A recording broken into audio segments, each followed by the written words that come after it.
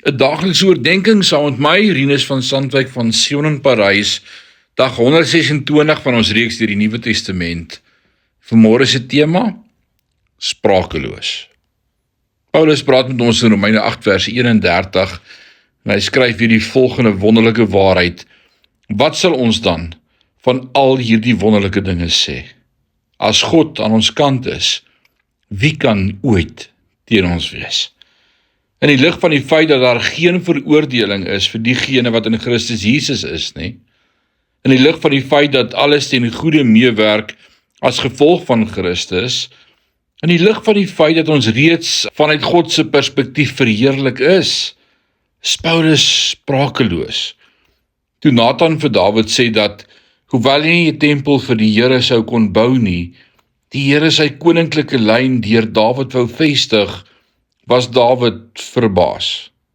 Wat kan ek sê, het hy gesê. Wat nog 'n vraag vir Dawid was om te vra, aangesien die psalmis 'n manier met woorde gehad het en miskien meer vaardig in uitdrukking was as enige iemand anders in die geskiedenis. Tog was hy hier sprakeloos in reaksie op God se goedheid teenoor hom.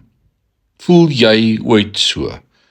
Die Here raak jou aan en bedien jou, gee jou 'n vers in jou stilte tyd of beïndruk jou met 'n waarheid terwyl jy in jou motor ry, of na jou kleinkinders of vrou kyk en jy word net oorweldig deur die goedheid en genade van God.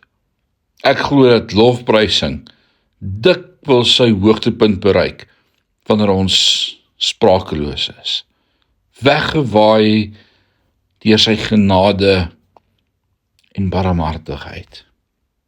Mag ek en jy hierdie dag sprakeloos staan oor die grootheid van God en sy goedheid en sy guns oor my en oor jou.